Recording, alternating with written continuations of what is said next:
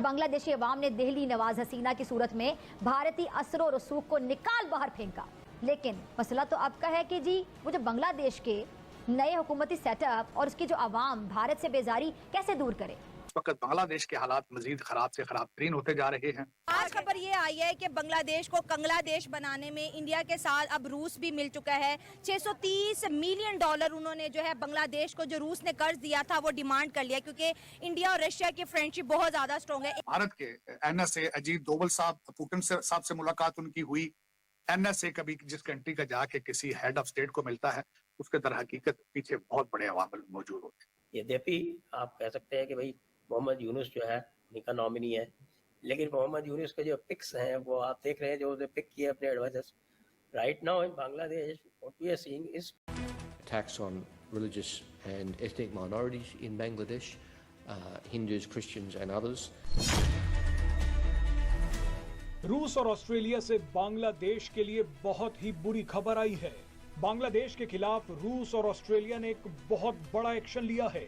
ये एक्शन ऐसे समय पर लिया गया है जब बांग्लादेश की अर्थव्यवस्था तेजी से नीचे गिर रही है।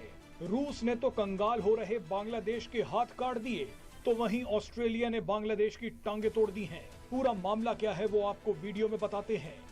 शुरुआत रूस और एक छोटे से उदाहरण से करते हैं। मान लीजिए कि आपने अपने दोस्त को कुछ पैसा उधार दिया, उस पैसे से दोस्त का काम भी निकल गया, लेकिन जिस दिन आपके दोस्त की नौकरी गई आपने उसी दिन पैसा वापस मांगना शुरू कर दिया। अब रूस और बांग्लादेश के बीच ठीक यही हुआ है। रूस ने बांग्लादेश को दिए गए अरबों रुपए के लोन पर तुरंत इंटरेस्ट चुकाने के लिए कहा है। ये इंटरेस्ट छोटा मोटा नहीं है, बल्कि $630 मिलियन का है।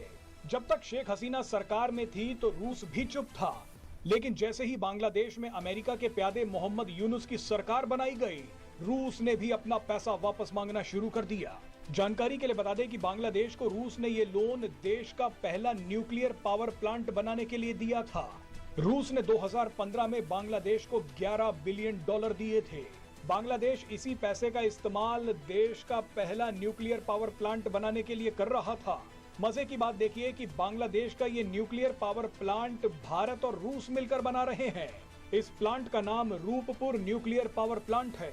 शेख हसीना के तख्ता पलट से कुछ समय पहले ही रूस ने इस पावर प्लांट के लिए यूरेनियम की पहली खेप भी भेज दी थी, लेकिन अब तो बांग्लादेश में मोहम्मद यूनुस हैं। इसीलिए रूस ने मोहम्मद यूनुस सरकार से कहा है कि जो लोन लिया था उस पर इंटरेस्ट 15 सितंबर से पहले भर दीजिए।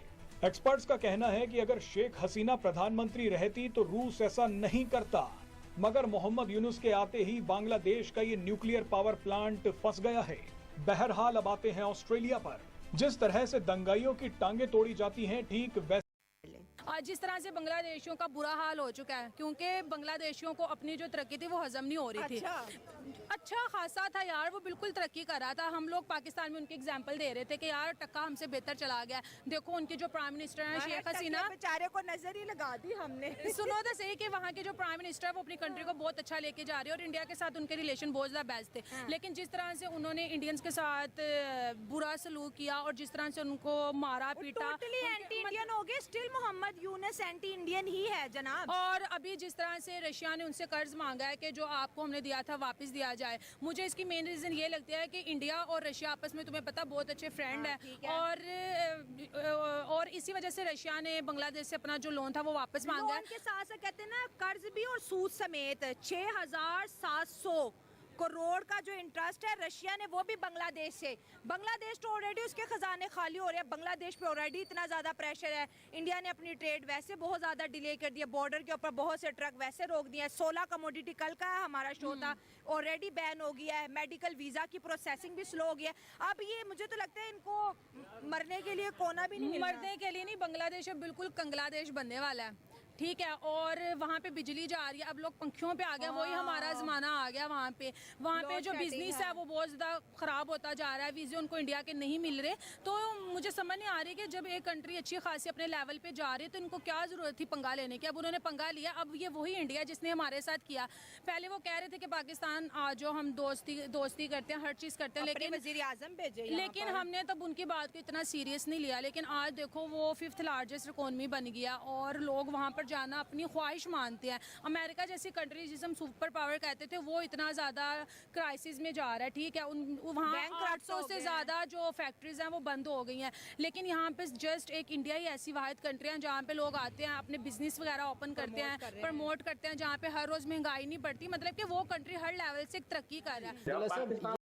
हेलो फ्रेंड, मैं हूं शाइला खान और आप देख रहे हैं नायला पाकिस्तानी रिएक्शन। बांग्लादेश के इस वक्त किस्मत के सितारे उल्टी दशा के अंदर घूम रहे हैं और पड़ोसी मुल्क भारत भी बड़े से बड़ा हथौड़ा जो है बांग्लादेश के सर पर मारता हुआ दिखाई दे रहा है। कल का प्रोग्राम आप लोगों ने बहुत पसंद किया जिसमें हमने बात की थी कि भारत के बाद अब रशिया ने भी बांग्लादेश को कंग्लादेश बनाने की कसम खा रखी है। आज की ताज़ा तरीन खबर ये है कि रशिया ने सिर्फ लोन नहीं मांगा, लोन के साथ इंटरेस्ट भी मांगा है। पहला इनका इंटरेस्ट बनता है 5,300 करोड़ जो कि अगले महीने में 6,700 करोड़ तक जा पहुंचेगा।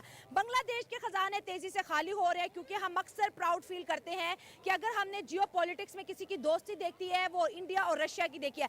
इंडिया से मुंह मोड़ने के बाद रशिया का भी अब बांग्लादेश को करना पड़ेगा सामना। और क्या बांग्लादेश पाकिस्तान के साथ दोस्ती करके इंडिया और रशिया की दुश्मनी को मोल ले पाएगा?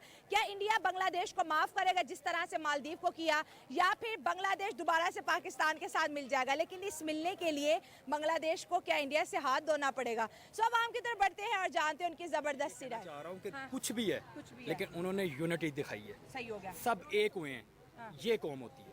वो तो हो गए, लेकिन अभी इंडिया भी तो हाथ हटा रहे ना। बांग्लादेश को बनाने वाला इंडिया, बांग्लादेश को चलाने वाला इंडिया, उनको फ्री वीजे दे रहा है, उनको अच्छी फैसिलिटी दे रहा है, हर चीज़, क्योंकि मोदी साहब और शेख हसीना की बड़ी दोस्ती थी। अब इंडिया कह रहे कि आपने एंटी इंडिया के नारे लगाए, अब आपके ऊपर वो जो दया था वो खत्म होगी। क्या बांग्लादेश इंडिया जैसी बड़ी इकोनॉमी का प्रेशर बर्दाश्त कर पाएगा?